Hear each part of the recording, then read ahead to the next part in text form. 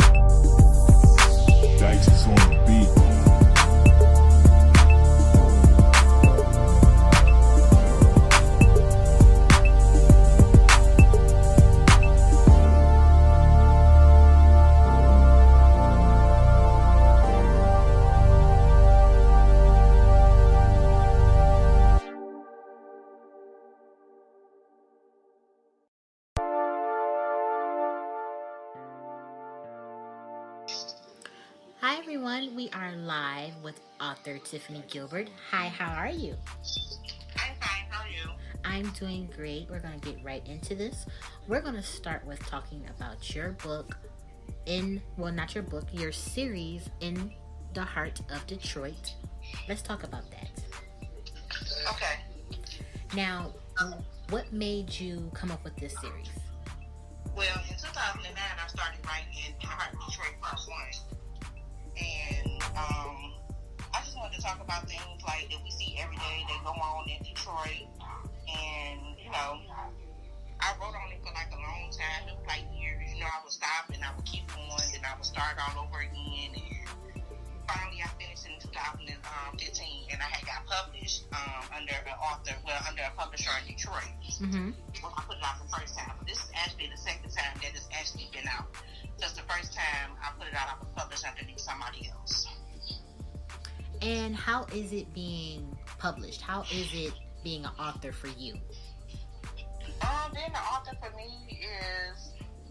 it's awesome because you get to be an outlet for other authors and other people who want to be an author that don't know, the ins and outs of being an author, and Mm-hmm. with me starting my publishing company and being able to have 5 authors underneath of me, I'm actually an outlet to them, to actually push them to go forward. And I consider myself to be different from other publishers because every other publisher offers the same things. I don't offer the same things to my author as other publishers. That's great. I love to hear that. Now, with the first book, was it hard for you to write? Like, what was the very big inspiration for book 1? Like, what gave you the real urge to, start that? Well, I always, wrote poems and everything, so I always, was a writer. When I was just finally, like in 2009, I was like, oh, you know what, I'm going to write a book. And everybody was like, oh, you're not going to write a book, you're not going to write a book. But my inspiration came from just living in Detroit and seeing, everything that go on, whether it's drugs, killing, loyalty, the different movies that you see and everything. I wanted to, write something where other people can, you know what I'm saying, see what I was talking about. Eventually, I want to start doing movies and plays so that people can actually see more into the vision of my books than just reading it. Because even though, like, you're reading it, you really don't get a vision on, you know, what's going on in a book like that, because you rather see it on screen or something. Yes. I love that. I love that, you know, you want to take your books to the next level and you're already thinking about that. That's great. I love that when authors say that. And like I told you, I read the entire series. It's good. I'm like, thank you so much. When I read it, I was like, I would have never, ever, and you know, I write too. I was like, I would have never thought to write the story like this. That's what I love with authors who, you know, put their own twist on the genre that everybody writes. That's great what you did with it. Yeah, and it's crazy because, you know, like, my characters, like, they talk to me. So, you know what I'm saying? As I'm writing, you know, sometimes I might put up online, like, oh, this character is doing this or this character is doing that. Like, part two, like, my characters actually, two of my main characters actually really, really took over the book. You know, it wasn't like how part one was. Part one was, like, introducing everybody. And part one was actually shorter than what it was. When I just released it again, I actually added more characters to it, and I actually added another city to it. So it wasn't just all in Detroit. It was actually like back and forth between Detroit and Texas. Oh, I love it. I was wondering, like, I love how she put that twist, and she just didn't keep it in, you know, just the same place. That's wrong, I must say. Now, who is your favorite character in the series? It would have to be Tiffany. And I say that because she, like, so raw, and, you know, her attitude is just, like, very raw. Like, she don't care. You know what I'm saying? Like, she just is whatever, whenever. She just pop off whenever. You know what I'm saying? She just didn't care. In part one, she got in numerous of fights. You know what I'm saying? And I wanted it to be like that because it's actually how people are, actually. You know, females are actually just like that, where you can say one thing to them and they just pop off just instantly, just ready. You know, so she was actually like my favorite character. Her and Quan was actually my favorite. Now, when you got through book one, you was like, okay, now next stage, here we are with book two. Was it a little bit harder to, you know, for you to follow up with your next book, or was it easy? Like, what was your process? So this is the thing. When I did part one, I remember I said part one was actually shorter than what it was. So some of the characters like Labrina and Jason and JC and Trina, some of them, Ebony, they were not in the original part one of In the Heart of Detroit. They actually came about when I finished part one, and after I was published the first time, and then when I had left that publisher, I actually had got published again. So when I sent that manuscript over to that publisher, she was like, oh, you don't need to be a little longer, it should be more words. So I had part two already written up. That is where Labrina and Ebony, JC, Trina, Jason, the rest of those characters came from. Those characters came from the original part of part two. So what I did was I took those characters and all of that part, all of the part two that I had started writing, and put it into part one to make the book longer. So I actually had to carry out more, you know, to actually go into talking about, you know, what was going on. Because in the book, Labrina hadn't been home for like 7 or 8 years because she actually had moved away from Detroit. So I actually had to go in, you know, and think about what I was going to write, make it more interesting. The reason why she wasn't, you know what I'm saying, in Detroit, what happened, tie some of those characters into my characters in Detroit. So when I started writing part two, you know, I had sat on part two for like 2-3 years now. And finally I was just like, you know what, let me just see how many chapters I actually have in part two. And I actually had a lot of chapters in part two, and I couldn't remember like how I actually had all of those words in part two. I had like 30,000 words.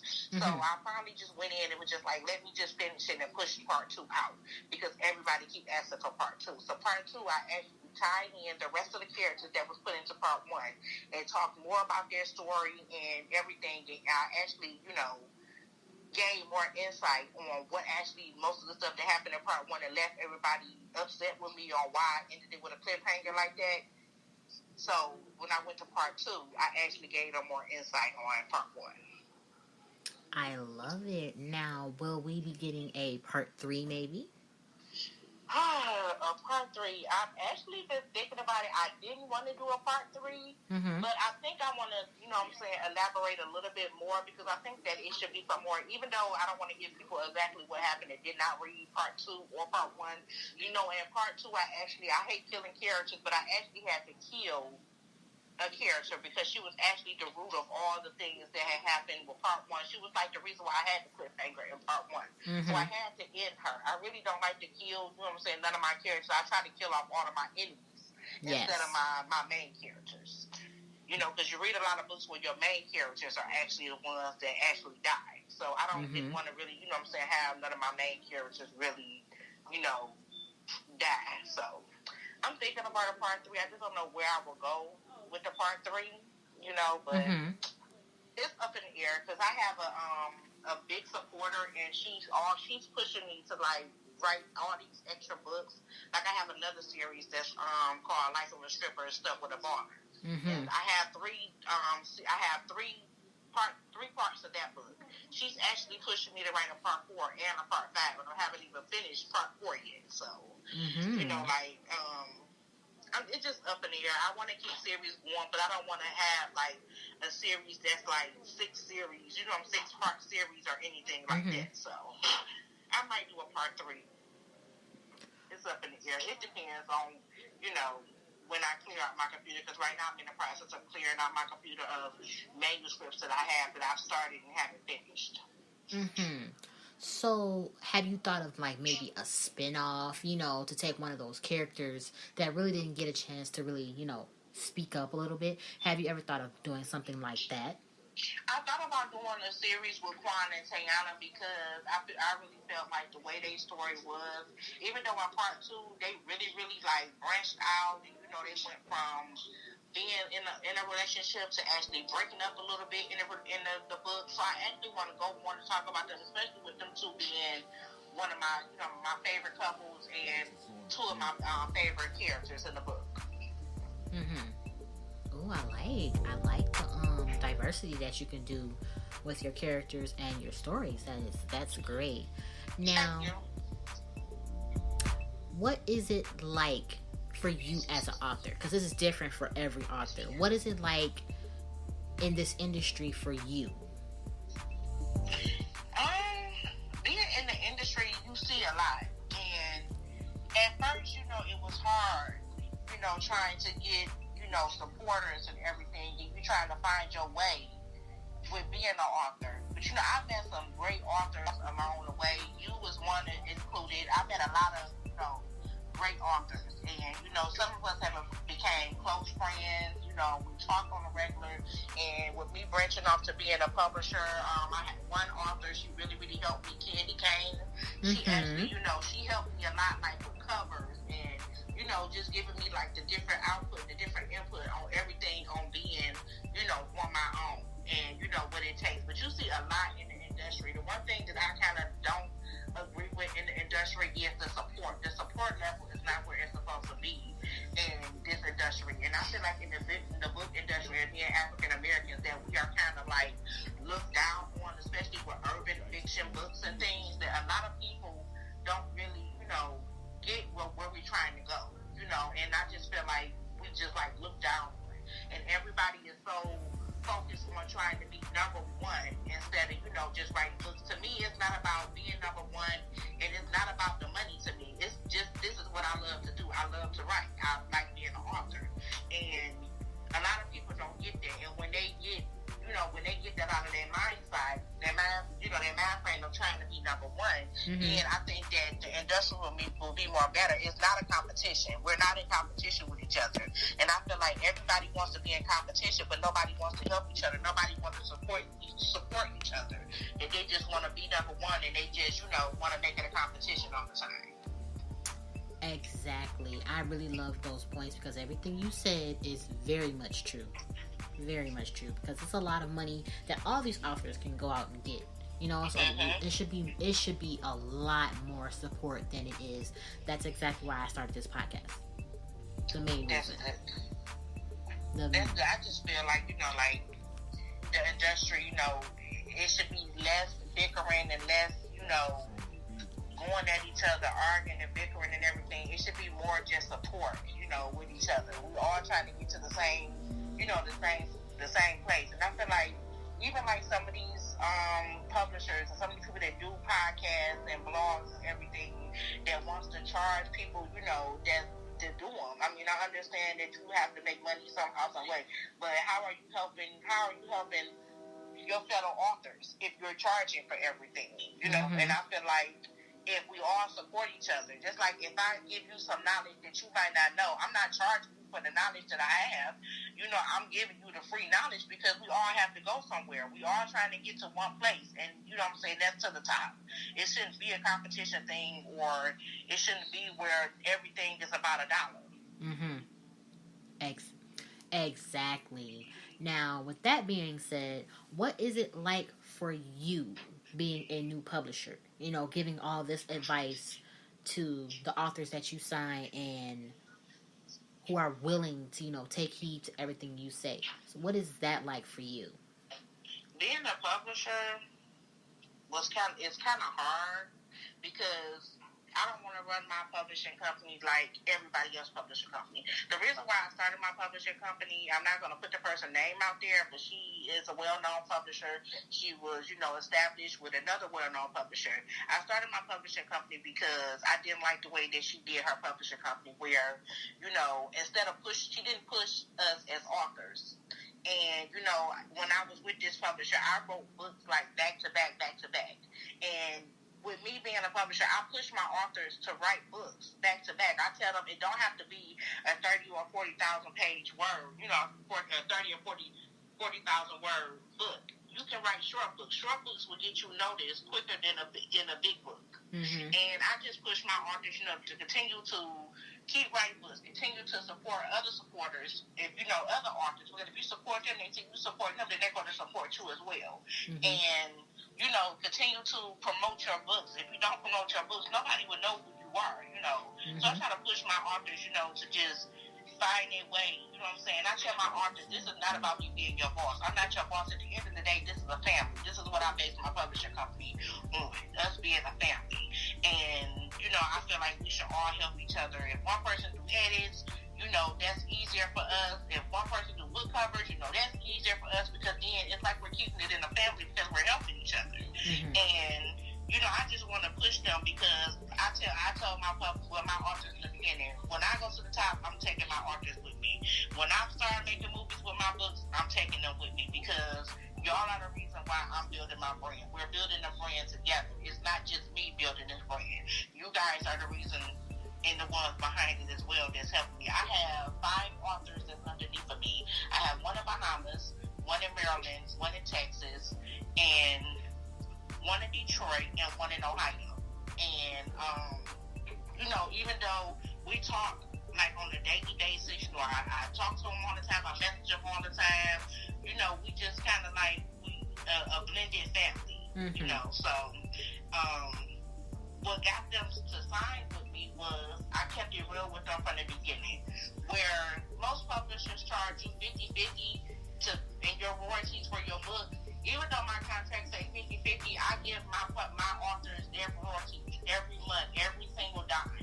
I do not take a penny from them at all. I you know what I'm saying? I want them to have their royalties because if I'm writing books myself and I'm getting royalties every month, why would I take your royalties? Why would I split your royalties 50-50? And I just feel like some people who take royalties and they be 50-50 and they do it down to the last penny, that's greedy to me. If you feel like your authors if they're only making $30 or $40 or $50 or $60, why would you split that money with you and them? Why wouldn't you just give your authors that money? Because, you're making money yourself. You have a big point there. You have a very, very big point. I am loving this because these are the things that I say. These are the things that I love to discuss on this show because there is a lot of upcoming publishers that will need to know this information, and a lot of new authors that want to love to hear all of this because you're making great points. Yeah. You should have way more authors signed to you because what you are saying, what you are bringing is true and is fresh and it's giving so much that can really help with, you know, their books. And that's a lot, but it's all good and I love it. You are doing it. I love it. I'm here for all of it. Now, how do you go about, you know, your process of, you know, the publishing side of, you know, getting all your authors' books? How do you go about doing that? Because I know that's kind of stressful too. Well, I have my name email set up, you know, through Gmail. And, you know, my authors, like, right now we're doing a couple of group books. I know you might not know this, but we've done a group book in December, and it was called The King Family. So right now we're actually doing 2 more group books, and we're actually going into, this is after Christmas. With this book, it was a Christmas book, and we talked about, you know, how all of us stayed in different states. And even though the ones that stay in Detroit, Michigan, we actually stayed somewhere different as well. So what we did was, you know, we came back home after 10 years or after 5 years, you know, and this book actually, you know, it just showcased all of us as authors, you know what I'm saying, together. And we all, you know, pinpointed, you know, this is what we wanted the book to be. But my authors, like, everything is, like, well-balanced and well taken care of. You know, they email me or, you know, send me their books. Candy does our book covers. Our editing is kind of up in the air. We have an editor that's on our team. Her name is Dana. She's actually signed to me. So, you know, everything is just, it's a family, it's a process that we do together. I love that. Is a great process because, you know, it's very close knit. You're not going from book cover to book cover, designer, editor after editor, you know, proofreader after proofreader. You all have it in one. So that's a lot of time you're saving, you know, and that's how I think a company should be ran because, you know, the author has many talents. Like, take me for instance. As you know, I do a lot. I do a lot. So I get that question, well, why don't you start a publishing company? Because one, that's not really in me to start a publishing company. I would just want to write my books and, you know, just design those beautiful covers, the artwork for those authors. You know, that's what I love to do. I'm going to leave the publishing to somebody else, you know, who, because definitely I really don't have the time for that.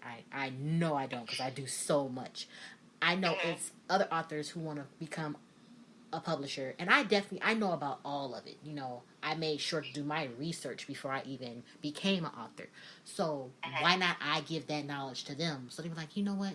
I'm definitely going to use all this to start my company. Go ahead. Feel free.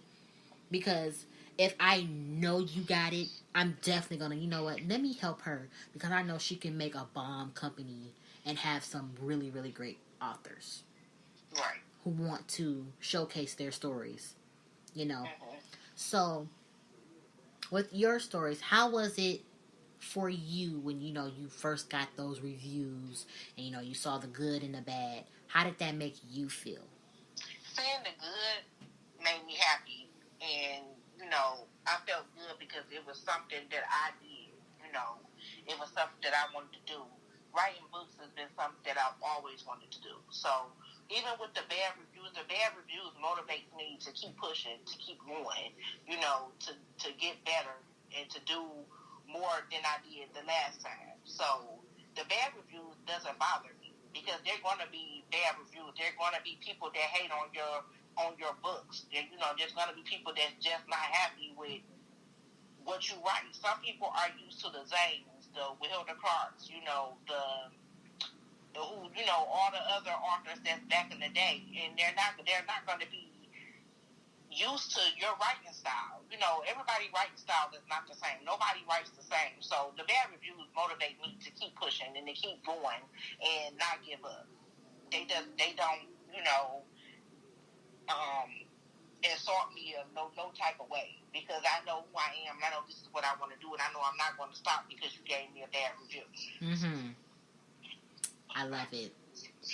That's the type of energy that I think every author should have. You know, every author has their highs and lows. You know, everybody's not going to like your work, but that energy where you be like, I don't care what nobody say. This is my work. I love it. I already know somebody else is going to love it.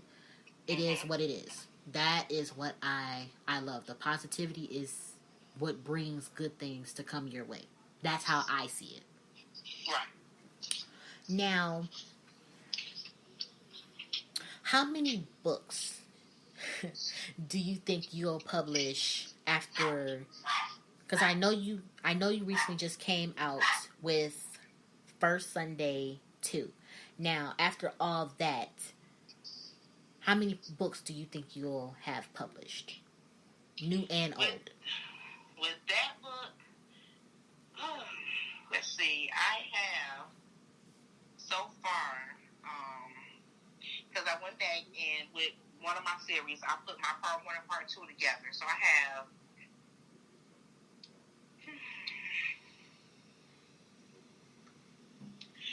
11 books right now, and that's 11 books with Easter Sunday 2 that just made 11. I'm actually writing 2 books right now with my authors, actually 3, because we didn't release our Valentine's Day book, but I still wanted to release the book even though it's after Valentine's Day. You know, I still wanted to release a book that's called Loving You Past My Pain, and there's 3 of my authors, me and 2 of my authors, and we all have our own story in the book. So I have that's coming this month, and I have the Return of the King family that's coming as well this month. Is a character book about our characters from our Christmas book. So that's with 4 of my authors plus myself. One of my authors is actually going through something, so she's not in on this book.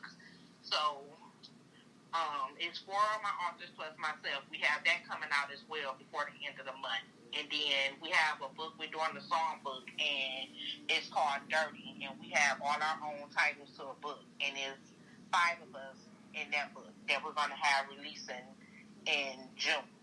And in between now and then, I'll have other books coming out. I have a book that I wrote, I got my Savage back and he got mine. I wrote that in December. So I have part 2 of that coming out as well. I'm actually getting ready to work on that. And, you know, I'm just working on different books. I also have another group book coming out with Lachey, Miss D, and a couple of other authors. We just wrote the Easter Sunday book. So I'm actually going to do another book with them as well. And that's due in like August. I'm here for all the heat that you are bringing. I definitely am. I love the grind. I just love that you're on your toes. You know, like I said, I want to publish so many books. You know, I have so many stories that I want to tell. And no one, especially an author, should be held back on how many stories they want to have out, how many they want to publish. You know, you have all the time in the world, but still, I want like all these stories to come out, no matter what. Yes, right. Because, go ahead. I didn't mean to cut you off. Oh no, go ahead. Go ahead, I'm listening. Because our creative minds run so deep. That's how I think about it. Now, you are absolutely right about that. And I say that because some people think that I'm crazy when I say that, because I can be in the middle of a story and another story will come to mind, and I would just jump off into open up a new document and start writing on that story. So I'm always like just writing. I have so many manuscripts that's on my computer, and the reason why I'm trying to I didn't want to take on any new projects with like anybody else, but you know, with the new projects not being that many words, you know, if I can go ahead and write it quickly, you know, and send it to them, they can get it edited, I can jump back into some of my other projects. But I find myself writing like 4 books at a time. I have many manuscripts. I just want to clear my whole computer out before 2020 comes. And I was giving myself until June to get all of these books out and to clear my computer out, but it's not going to work like that. So I give myself at least to January where I have every book that's on my computer cleared and wrote and pushed out. Honey, I said the same thing. I said I have so many stories. I know my publisher's gonna hear this, and she already knows. She's like, yeah, you're gonna have to send me them stories immediately. I have so many stories that are, to be honest, that are done. You know, I just have to read over them. And then I have the stories that have been, you know, halfway written through, and they just have to be finished off. Or I got a story that's one chapter. Wrote 50 chapters, and all of a sudden got to chapter 53 and was like, just stopped. Maybe because I'm like, this book is so long, should I split it?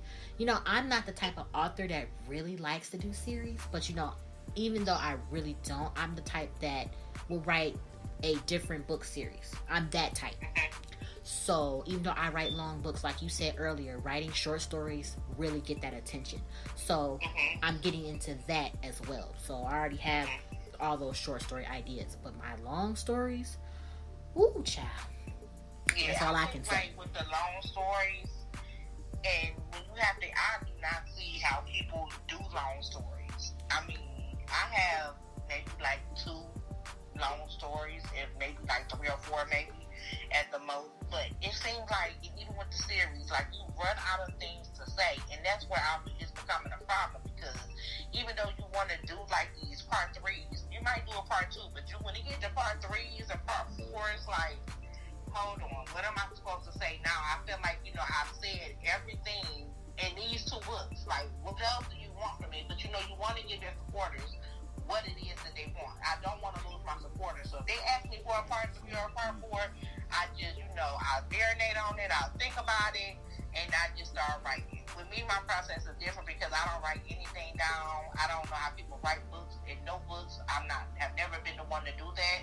So I basically just write like my characters down, different cities, different states, or different malls or something like that, in a different state or something. Maybe something like when I Google like how much this costs or something like that, just so I can have those things. But all of my stories are off the top of my mind, and I just type it. And whatever I think about while I'm typing, whatever my fingers do is just how my books come out. So, I mean, it's easier that way for me than sitting down with a pen and a paper and saying, okay, let me write this book out. I find that so crazy. I had an author that would write her book out, and I was like, oh my God, how can you do that? Because then you have to turn around and you have to type that book out. And I feel like when you typing that book out, that's the hardest part, because when you write the book, you have to type the book back out. And then, you know, I just feel like my process is different from every other author. I'd rather just type my books out than write them out. So when the part 3s and part 4s come a book, that's like a different process for me, like, because I have to really think about what is it that I want to say in this book. Do I want to add more characters? All those things come into aspect when you get ready to write a series. Are you adding new characters? Or you just staying with the main characters that you have? That's basically what happened with my Inner the Heart of Detroit part 1 and 2. How, you know, I just end up adding those extra characters. You know, it's a lot, because some people say, what is the average length of how many characters that you use? Well, as you see in part 1 and part 2, I had over 15 characters, I believe. So a lot of people say like them are a lot of characters, like, to actually write a background on and write a book about. But it was actually easy because, you know, you are the writer. You are in charge of what you write. Your fingers is in charge of what you type.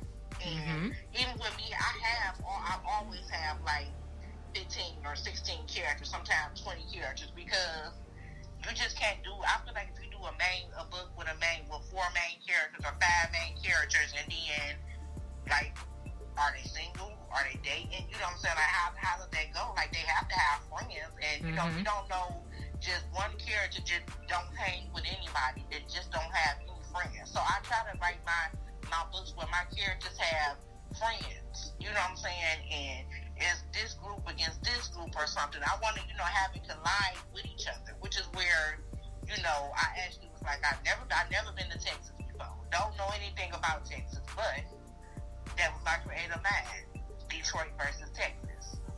Because you had those characters that was from Texas that knew about Detroit, so they all kind of came together. That is what I say, because I like I said, I like writing long stories, and I feel like if you do have a lot of characters with a long book, then you can expand it to a part 2, a part 3, maybe a spin-off. If you have that character that can really make the spin-off something fire, you know, that's how I do my series. But when it's a main series and I'm like, okay, I'm gonna establish this character as the voice of the whole series and make it a different book series, and, you know, and if that character is so great and out of this world and all your readers love him or her, then that's when you could put that character in some of your other books. You may have just made it a one book, but you can put him or her in other stories you have. Like, oh my God, she put him or her in the book. Oh my God, wait a minute, let me go back to read the story again. You know, they gotta reread it. Because I just did that with the story that I did with my authors, Loving You Past My Pain. And what I explained to my authors was, you don't have to do what I'm doing, because we jump into character a lot. When we did our Christmas book, we jumped into character where we were acting like our characters. Like, you find most people who just want to write about women characters from their mindset. We wrote on male mindset instead of female mindset. And we would jump into character with each other, you know, and make it fun, you know, just so we can get an idea of where our book was going to go. So when we did this Valentine's Day book, I actually wrote about a couple of my characters from the Christmas book, from I Got My Feathers Back and He Got Mine. I added my characters from there, you know, so I added my characters in because eventually, you know, it was going to drift off. And the reason why I added my characters from 2 of my characters from Christmas into the Valentine's Day book, because you think Christmas was just in December. So we just wrote this book, it just came out. You have the New Year, then you have Valentine's Day. The whole book, it ties together because my 2 characters were still in Detroit, in my mind. Nobody else knows, you know, that in my mind they are still here in Michigan. So my 2 characters are still here in Michigan at that point in time, which is why I kind of added them in. And so where I had my other 2 characters that was actually in another book, they moved away from Michigan. I had them come back to visit in Michigan around that time. So it kind of gave it's going to give my readers a whole point to see what was going on in these 2 characters. Even though they're not my main characters, but they all tie in together. So it's like I wanted to keep these next couple of books to tie in together, where you actually see what's going on with this set of characters, and then this set of characters going to their own book. So you actually getting a background of their life, how they started, what happened with them, and then we pick right back up in December and for another Christmas book, and they all tie back in together, and they're back in Michigan again together. All of these people, my characters that out of town, have never been to Michigan before, you know, so it was kind of interesting to see, you know, my characters my authors have never been to Michigan actually write about Detroit. That was interesting to me, because of course it would be interesting to them for somebody who's never been to their hometown to actually write about their hometown. I'm not one that actually likes to write about different states, because, you know, I like to write about my hometown. But I do kind of like, now I'm getting into branching off and adding different states into my books where it'd be interesting. But that goes with a lot of research on how you have to research what go on in this state, what, you know, different malls, different places in this state. You have to research those things. So yes, I like what I had to do. I did a book with a male character. You know, like you said, many female authors really don't do books with male characters. And I said, you know what, I'm gonna go outside the box, and I'm gonna do a book with a male character. So I did that in my research. I was like, I actually like this. It's fresh, it's different, you know. I was like, I'm gonna do more books with just like male characters. Switch it up a little bit. Give my readers something different to experience. So as I'm giving my readers different things to experience with my books, I'm also doing that with myself, because I had to get into a male perspective of things. I really had to, talk to some of my guy associates and everything. Like, okay, so when you do this, how you feel with a female and all this extra stuff. It was like, just do it this way and that way. I was like, okay, cool. I did that and it worked. And it caught on. I was like, yes, I love it. So I love everything you just said. Now, this is the time where you get to give your shout outs. You get to shout out your books, where your readers and all the new people that's listening, where they can get your books and your social media. And you get to shout out authors, anybody you love. Okay, well, first I want to give a shout out to God, because if it was not for him, I would not have this talent. I feel like God gave me these talents to actually take them and do something with it. And I feel like when you don't take the talent that God gives you, you're actually wasting your time. Hold on, what? Yes.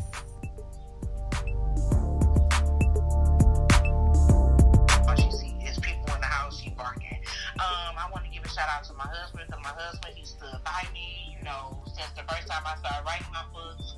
He's not a big reader, but, he stands by me when I write my books, when I'm up late at night, when, it's that time when I say, okay, I have to split the time between him and writing my book. So he actually, been there through the whole process of me writing my books. I want to give a shout out to my mom and my dad, because, I'm doing this for them. I don't just want to write books, I want to dream big, get rich, get big, get my books to the big screens so that I can take care of my parents, because they took care of me. I want to give a shout out to my authors, Dana Marie, Raven Bennett, Cheyenne Carter, she go by Lane, Chriselle White, and Serene Hart, she goes by. I want to give a shout out to Candy Kane, because she does my covers. She's wonderful on the cover. She's been the only person that I've ever had a cover from. I want to give a shout out to Lachey and Miss D for actually putting me on Easter Sunday. They actually gave me a chance, to showcase my writing. So I want to give a shout out to them. They are wonderful. They are dope authors. I want to give a shout out to Shy Tabarts. She actually is a dope author, and, we all just stand together. Let me see. I want to give a shout out to you, because you actually given me the opportunity, to do this interview. I want to give a shout out to my nieces, my nephews, my sisters, all my supporters that actually buy my book. Josephine, she's actually one of my number one supporters. She buys every book that I have out. She reads every book. She was actually my winner of a gift card. It was supposed to be a tablet, but it ended up being a gift card because Amazon was playing. Who else? I can't think. Just to everybody in the industry, in the book world, it's a lot of us that go unnoticed. I read a lot of dope artists. I read everybody's book that come out. So, Hilda Clark, she's like one of my favorite authors. I want to give a shout out to her, because she's actually the reason why I actually started writing books. Danielle Santiago is another reason why I started writing books. She wrote Little Ghetto Girl from Harlem. I read that book like 20 times. I want to give a shout out to my god sister, Chanel. She support me 100% in all my books. Shout out to all of my other god sisters, Shaniqua, Tracy, Sherelle. You can get my books on Amazon. I'm underneath Tiffany Gilbert. And if there's anybody that want to be an author, you can email me at badgirlpublishing2018@gmail.com. And I just want to give a huge shout out to everybody that supported Bad Girl Publishing, because without y'all support, we would not be where we are today. And I just want to let everybody know to keep pushing my authors forward, keep supporting my authors. My authors are dope. They are working hard. We are coming with some dope stories. So please be on the lookout for our stories. They are coming. And I think that's it. That is great. Thank you for, mentioning me. I always give this opportunity to great authors like you. I can't wait for you to put out more books. I will definitely be getting them. And with Thank you. no problem. And with that being said, I love you. She definitely loves you. Check out all her social media. All her books are on Amazon. Check that out. She is a great author. But good night, guys. Good night. Thank you. You're welcome. Good night. All that.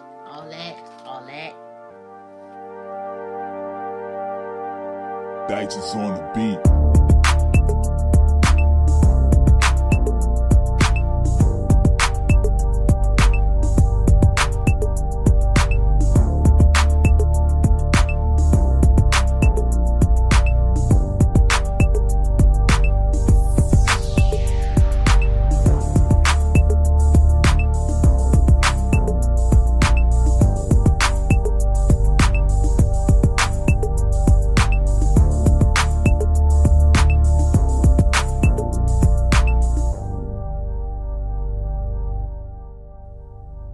Authors Tell All, a podcast by Shy Soul.